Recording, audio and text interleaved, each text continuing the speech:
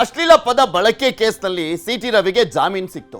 ರಾಷ್ಟ್ರ ಮಟ್ಟದಲ್ಲಿ ಬಿಜೆಪಿಗೆ ಮುಜುಗರ ತರುವಂತ ನಿಟ್ಟಿನಲ್ಲಿ ಕೂಡ ಕಾಂಗ್ರೆಸ್ನ ಪ್ಲಾನ್ ಇತ್ತು. ಅದರ ಜೊತೆಗೆ ಮೇನ್ಲಿ ಲಕ್ಷ್ಮೀ ಹೆಬ್ಬಾಳ್ಕರ್ ಅವರಿಗೆ ಸಹಜವಾಗಿ ಹರ್ಟ್ ಆಗಿತ್ತು. ಪಾಪ ಆ ರೀತಿಯಾದಂಥ ಪದವನ್ನ ಬಳಕೆ ಮಾಡಿದ್ರೆ ಎಂಥ ಹೆಣ್ಣುಮಗಳಿಗಾದರೂ ಕೂಡ ತುಂಬಾ ನೋವಾಗುವಂಥ ಸಂಗತಿ. ಅದು ಖಂಡನೀಯ ವರ್ಡ್ಗಳನ್ನು ಯೂಸ್ ಮಾಡಿದ್ದಂಥದ್ದು. ಸೊ ಅದನ್ನ ಎಲ್ಲೋ ಒಂದು ಕಡೆ ಯೂಸ್ ಮಾಡಿಕೊಳ್ಳುವಂಥ ನಿಟ್ಟಿನಲ್ಲಿ ಎಡವಟ್ಟನ್ನ ಮಾಡ್ತಾ ಕಾಂಗ್ರೆಸ್ ಸರ್ಕಾರ ಅನ್ನುವಂಥ ಪ್ರಶ್ನೆ ಕೂಡ ಇದೆ. ಸದನದ ಒಳಗಿನ ಕೇಸ್ಗೆ ಕೈ ಹಾಕಿ ಕಾಂಗ್ರೆಸ್ಗೆ ಮುಖಭಂಗ ಆಯ್ತಾ ಅಂತ ಈಗ ನೆಟ್ಕೊಂಡಿದ್ದಂಥ ರೀತಿ ನಾನು ಅವಾಗಲೇ ಹೇಳಿದೆ.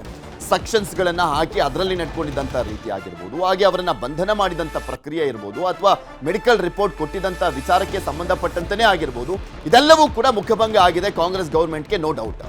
ಡಿಕೆಶಿ ಹೆಬ್ಬಾಳ್ಕರ್ ಸ್ವಪ್ರತಿಷ್ಠೆ ಪಕ್ಷಕ್ಕೆ ಮುಜುಗರವಾಯ್ತಾ? ಸರ್ಕಾರದ ನಡೆಯಿಂದ ಒಕ್ಕಲಿಗ ಮತ ತಪ್ಪುವಂತ ಆತಂಕ, ಈ ವಿಚಾರ ಡೌಟೇ. ಯಾಕೆಂದ್ರೆ ಇನ್ನು ಎಲೆಕ್ಷನ್ ಎಲ್ಲ ತುಂಬಾ ದೂರ ಇದೆ. ಇಂತಹ ಸಂದರ್ಭದಲ್ಲಿ ಒಕ್ಕಲಿಗ ಮತ ಕೈ ತಪ್ಪಿಬಿಡುತ್ತಾ ಅನ್ನುವಂಥ ಪ್ರಶ್ನೆಗಳನ್ನ ನಾವು ಎದುರಾಕೊಟ್ರೆ, ಮೊನ್ನೆ ಚನ್ನಪಟ್ಟಣ ಎಲೆಕ್ಷನ್ ಬೆಸ್ಟ್ ಎಕ್ಸಾಂಪಲ್ ಇರುವಂಥದ್ದು. ಆ ರೀತಿಯಾದಂಥ ಆತಂಕ ಕಾಂಗ್ರೆಸ್ ಏನು ಫೇಸ್ ಮಾಡಲ್ಲ ಅಂತ ಕಾಣಿಸುತ್ತೆ. ಹಳೆ ಮೈಸೂರು ಭಾಗದ ಕಾಂಗ್ರೆಸ್ ಶಾಸಕರಿಂದ ಬೇಸರ ಅಂತ ಹೇಳಲಾಗ್ತಾ ಇದೆ ಅಷ್ಟೇ. ಕೋರ್ಟ್ ಕೂಡ ಬಂಧನ ಮಾಡಿದ್ದನ್ನ ಪರಿಗಣಿಸಿಲ್ಲ. ಅಧಿವೇಶನದಲ್ಲೇ ಇಕ್ಕಟ್ಟಿಗೆ ಸಿಕ್ಕಾಕ್ಸ್ಲಿಕ್ಕೆ ಅವಕಾಶ ಇತ್ತು ಅನ್ನುವಂಥದ್ರ ಬಗ್ಗೆ ಕೂಗೆದ್ದಿದೆಯಂತೆ. ಅಧಿವೇಶನ ಮುಗಿದ ಮೇಲೆ ಇದೆಲ್ಲವೂ ಕೂಡ ನಡೆದಿದ್ದು. ಆಕ್ಚುಲಿ ಅಧಿವೇಶನದಲ್ಲಿ ಈ ವಿಚಾರ ಪ್ರಸ್ತಾಪ ಆಗುವಂಥ ಸಂದರ್ಭದಲ್ಲಿ ಎಲ್ಲವೂ ಕೂಡ ವೈಂಡ್ ಅಪ್ ಆಗೋಗಿತ್ತು. ಆದರೆ ಅದನ್ನ ಮಾಡಿಲ್ಲ ಅಂತ ಸಿಎಂಗೆ ಕೆಲವರು ದೂರನ್ನ ಕೊಟ್ರಂತೆ. ಅಧಿವೇಶನ ವೈಂಡ್ ಅಪ್ ಆದ್ಮೇಲೆ ಇನ್ನೇನು ದೂರು ಕೊಟ್ರೆ ಏನೋ ಗೊತ್ತಿಲ್ಲ. ಇದ್ರ ಬಗ್ಗೆ ಇನ್ನಷ್ಟು ಮಾಹಿತಿಯನ್ನ ಪಡ್ಕೊಳ್ತಾ ಹೋಗೋಣ. ನಮ್ಮ ಪ್ರತಿನಿಧಿ ಹೆಬ್ಬಾಕ ತಿಮ್ಮೇಗೌಡರು ನಮ್ಮ ಜೊತೆ ನೇರ ಸಂಪರ್ಕದಲ್ಲಿ ಜಾಯ್ನ್ ಆಗಿದ್ದಾರೆ. ತಿಮ್ಮೇಗೌಡ್ರೆ, ಒಕ್ಕಲಿಗ ಮತಗಳು ಕೈ ತಪ್ಪುವಂತ ಭೀತಿ ನಾನಂತೂ ಒಪ್ಪಲ್ಲ. Because Channapatna election best example ಆಗಿರುವಂಥದ್ದು ಅಲ್ಲೇ ಕನ್ಸಿಡರ್ ಆಗಲಿಲ್ಲ. ಇನ್ನು ಪ್ರಮುಖವಾಗಿ ಸಿಟಿ ರವಿ ಅವರಿಗೆ ಕ್ಲೀನ್ ಚಿಟ್ ಸಿಕ್ಕಿರುವಂಥದ್ದು ಅವ್ರು ತಪ್ಪೇ ಮಾಡಿಲ್ಲ ಅಂತಲ್ಲ, ಸರ್ಕಾರ ನೆಟ್ಕೊಂಡಂತ ರೀತಿಯ ವಿಚಾರಕ್ಕೆ ಸಂಬಂಧಪಟ್ಟಂತೆ. ಇನ್ನು ಅವ್ರು ಪದ ಬಳಕೆ ಮಾಡಿದ್ದಾರಾ ಇಲ್ವಾ ಅನ್ನುವಂಥದ್ದಕ್ಕೆ ಸಾಕ್ಷಿ ಸಿಕ್ಕರೆ ಅದು ಮತ್ತೊಂದು ರೀತಿಯಾದಂಥ ಅಡ್ವಾಂಟೇಜ್ ಕಾಂಗ್ರೆಸ್ಗೆ ಆಗುತ್ತೆ, ನೋ ಡೌಟ್. ಬಟ್ ಈಗಿನ ಪರಿಸ್ಥಿತಿಗೆ ಯಾವ್ಯಾವ ರೀತಿಯಾಗಿ ಚರ್ಚೆ ಆಗ್ತಾ ಇದೆ ಕಾಂಗ್ರೆಸ್ನಲ್ಲಿ?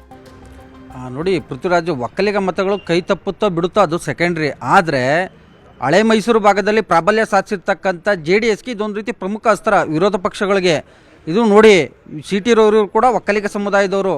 DK ಶಿವಕುಮಾರ್ ಮತ್ತು ಹೆಬ್ಬಾಳ್ಕರ್ ಅವರ ಒಂದು ಸ್ವಪ್ರತಿಷ್ಠೆಗೆ, ಅದು ಸದನದ ಒಳಗಡೆ ಆಗಿರ್ತಕ್ಕಂಥ ಕಲಾಪದ ಒಳಗಡೆನ ಒಂದು ಘಟನೆಗೆ ಈ ವಿನಾಕಾರಣವಾಗಿ ಖಾಸಗಿ ಪೊಲೀಸರ ಮೂಲಕವಾಗಿ ಒಂದು ಅರೆಸ್ಟ್ ಮಾಡಿಸಿದ್ದು ಎಷ್ಟು ಸರಿ? ಇದೊಂದು ರೀತಿ ಒಕ್ಕಲಿಗ ವಿರೋಧಿ ಸರ್ಕಾರ ಅನ್ನುವಂಥ ನಿಟ್ಟಿನಲ್ಲಿ ಬಿಂಬಿಸೋದಕ್ಕೆ ಇದೀಗ BJP ಪ್ಲ್ಯಾನ್ ಮಾಡ್ಕೊಂಡಿರ್ತಕ್ಕಂಥದ್ದು.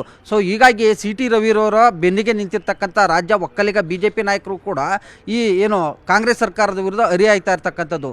ಇದು ಒಂದು ಕಡೆ ಆದರೆ, ಮತ್ತೊಂದು ಕಡೆಯಾಗಿ ಏನು ಕಲಾಪದೊಳಗಿನ ಘಟನೆಯನ್ನು ಆಧರಿಸಿ ಸಿಟಿ ರವಿಯವರಿಗೆ ಏಕಾಏಕಿ ನೋಟಿಸ್ ಜಾರಿ ಮಾಡದೆ ಅರೆಸ್ಟ್ ಮಾಡಿರ್ತಕ್ಕಂಥದ್ದು ಎಷ್ಟು ಸರಿ? ಹಾಗಾದರೆ ನಾವು ಅಂದರೆ ಸಿಟಿ ರವಿಯವ್ರ ಮೇಲೆ ಲಕ್ಷ್ಮೀ ಹೆಬ್ಬಾಳ್ಕರ್ ಬೆಂಬಲಿಗರು ಹಲ್ಲೆ ಮಾಡುವಂಥ ಒಂದು ಘಟನೆಗೆ ಸಂಬಂಧಪಟ್ಟಂತೆ ದೂರು ಕೊಟ್ಟರೂ ಕೂಡ ಇವರು ಹಿಂಬರಹವನ್ನು ಕೊಡೋದಕ್ಕೆ ಕಾಡಿಸಿದ್ರು. ಮತ್ತೊಂದು ಕಡೆಗೆ ಪೊಲೀಸರಿಗೆ ದೂರು ಕೊಟ್ಟು 24 ಅವರ್ಸ್ ಆದರೂ ಕೂಡ ಯಾರೊಬ್ಬರನ್ನು ಕೂಡ ಬಂಧಿಸಿಲ್ಲ. ಇದು ಎಷ್ಟು ಸರಿ?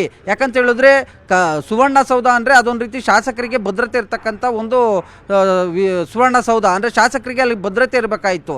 ಅಲ್ಲೂ ಕೂಡ ಪೊಲೀಸರು ಭದ್ರತಾ ವೈಫಲ್ಯವನ್ನು ಎತ್ತಿ ತೋರಿಸಿರ್ತಕ್ಕಂಥದ್ದು. ಸೊ ಹೀಗಾಗಿ ಅಲ್ಲಿ ಅಂದರೆ ಸಿಟಿ ರವಿಯವ್ರ ಮೇಲೆ ಆಗಿರ್ತಕ್ಕಂಥ ಒಂದು ಹಲ್ಲೆ ಪ್ರಕರಣಕ್ಕೆ ಸಂಬಂಧಪಟ್ಟಂತೆ ಯಾವ ರೀತಿಯಾಗಿ ಕ್ರಮವನ್ನು ಕೈಗೊಂಡಿದೆ ಅನ್ನುವಂಥ ನಿಟ್ಟಿನಲ್ಲಿ. ಸೊ ಹೀಗಾಗಿ ಎಲ್ಲ ಒಂದು ಕಡೆಗೆ ಒಕ್ಕಲಿಗ ವಿರೋಧಿ ಸರ್ಕಾರ, ಮತ್ತೊಂದು ಕಡೆಗೆ ಶಾಸಕರಿಗೆ ಭದ್ರತೆ ನೀಡಿದಂಥ ಒಂದು ಸರ್ಕಾರ, ಈ ರೀತಿಯಾಗಿ ಹಲವಾರು ವಿಚಾರಗಳನ್ನು ಪ್ರಸ್ತಾಪ ಮಾಡೋದಕ್ಕೆ ಇದೀಗ BJP ಪ್ಲ್ಯಾನ್ ಮಾಡ್ಕೊಂಡಿರ್ತಕ್ಕಂಥದ್ದು. ಇದಕ್ಕೆ ಪೂರಕವಾಗಿ ನಿನ್ನೆ ಮಂಡ್ಯ ಜಿಲ್ಲಾ ಪ್ರವಾಸವನ್ನು ಕೈಗೊಂಡಿರ್ತಕ್ಕಂಥ ಮುಖ್ಯಮಂತ್ರಿ ಸಿದ್ದರಾಮಯ್ಯನವರ ಜೊತೆಯೂ ಕೂಡ ಮುಖ್ಯಮಂತ್ರಿ ಸಿದ್ದರಾಮಯ್ಯನವರ ಆಪ್ತರು ಮತ್ತು ಹಳೆ ಮೈಸೂರು ಭಾಗದ ಕೆಲ ಶಾಸಕರು ಕೂಡ ಈ ಒಂದು ವಿಚಾರವನ್ನು ಪ್ರಸ್ತಾಪ ಮಾಡಿದ್ದಾರೆ.